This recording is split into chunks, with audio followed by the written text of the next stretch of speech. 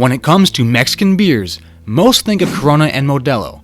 However, Tecate has been around since 1943, when it was first brewed in Tecate, Mexico, a city in Baja California. Cuauhtémoc Moctezuma went on to purchase the locally brewed beer in 1955, which has since been bought out by Heineken International. One of the fastest growing Mexican beer brands, is Tecate worth a space in your cooler? Find out now on Two Dudes Reviews.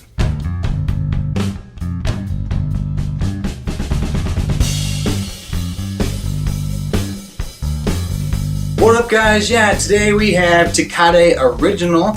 This is one of the last, I think, Mexican import beers that I've been able to find. A lot of the other ones are the mixes, the clamatas and stuff like that. So, I don't know, I'm gonna be searching around, but this might be one of the last Mexican beers I can get my hands on in the States right now. So, alright, let us get into it. I'm trying to think if I've actually had a straight, original of this before. I know I've had it in clamatas at like Mexican restaurants.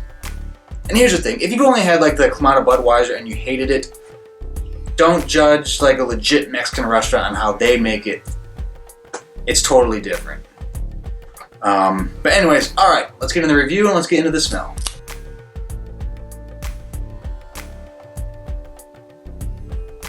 Very little hits the nose.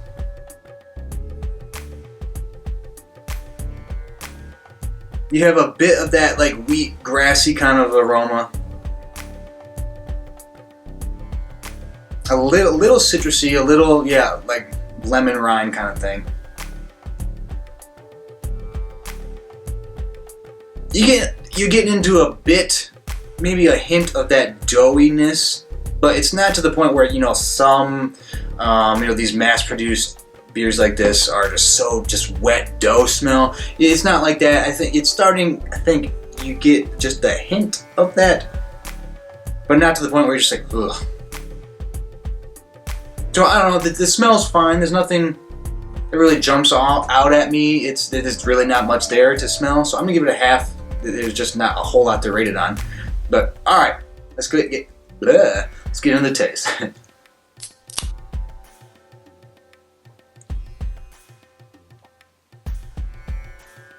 Alright, surprisingly, it's not that bad. Maybe I shouldn't say surprisingly, because I pretty much find that any Mexican beer that comes in a brown bottle is not going to be that terrible. So, rule of thumb, you're looking for a Mexican beer, make sure it comes in a brown bottle.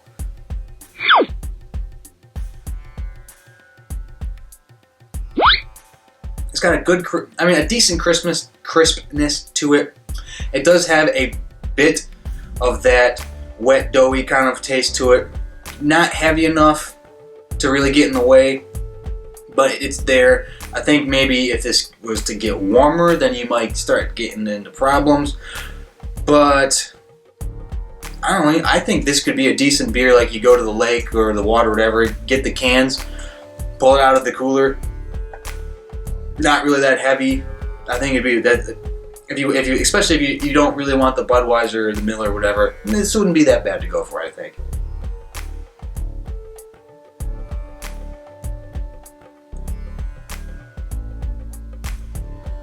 Got a bit of that, a little hint of that nutty bitterness to it. Not a lot.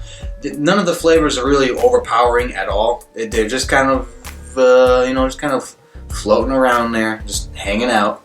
No one's taking charge, so they're just kind of having a good time.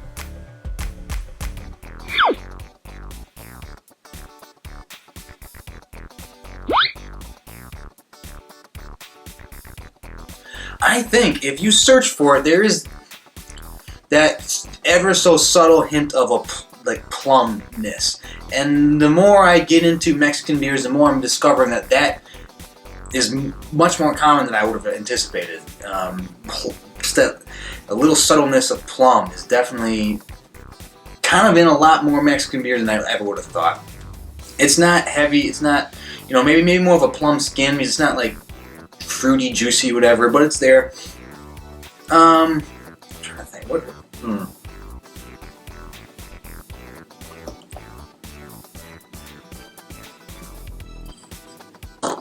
You know what?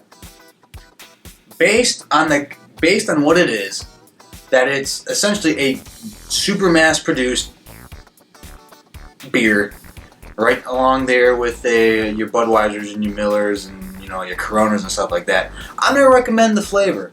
I'm gonna go for it. I like it better than I think pretty much all the other ones that I just listed. The taste, I mean, it's not something I'd go to, and we'll get to that later. It would never be a go-to beer, but in certain situations where a Budweiser or whatever that's the kind of beer you're going to be drinking, and this is available, I'm gonna go for that. So yes, for comparing it to other stuff, I'm gonna recommend it on the taste. And all right, next is value for price, and if you've seen any of my other Mexican beer things, I'm pretty much always gonna recommend on value for price. I mean, a single one of these is like $1.25 or something. I mean, it's cheap. You're never gonna spend a lot of money on it. So yes, I'll recommend it for value for price. My dog's barking for some reason. Next is distinction. How distinct is it? And I mean, it's really not. It's not that distinct. When you're drinking it, you're drinking kind of a more mass-produced thing. It's not going to trick you in anything else. But I mean, I'll give it a half because it is, I think a tick better than a lot of the other mass-produced beers. But it's all right. So, all right, next is drinkability. And yes, I would have no problem drinking this. Get another sip. Not a problem at all. There's that crispness is just perfect, I think. There's enough to keep it interesting so it doesn't get flat right away. And so you can drink it without much of a problem. And so I wouldn't have no problem, going to the lake, showing up with a case of this and whatever. So yeah, I'll recommend it on drinkability. Now, last category is would I buy it again? I mean, this would not be something I just buy and keep in the fridge. This isn't a Grayson keep in the fridge kind of beer. But if the situation arose where that's what you need, one of those just kind of lighter, big old case of beer, I'd have no problems going with this. And so I'm gonna give it a half just for, it's not gonna be like a personal just hanging around for me kind of beer, but it would be something that I get situationally. So yeah, that is my review of Tecate Original. It's not as, I don't know, it's not terrible. it's better than, I think, if you're thinking Corona and you hate Corona and you look at that and you see the price probably might be a little cheaper and you kind of worry, don't worry, it's probably going to taste a little better. But alright, anyways, yeah, that is a review. If you've had Tecate Original before, or Tecate Red, however you'd like to refer to it, let me know in the comments. If you could, like and subscribe, that'd be fantastic. I have information down below about, a whole couple different things, how you can save some cash buying your beers. You got a link to that down there. If you want to check out my other station, that'd be fantastic as well. I'll have in the buffer, you'll hear more about that. But check that out too. It's got more booze, but it's got, more beauty as well. But yeah, so that's the review. And so for myself and Tecate Original, take it easy.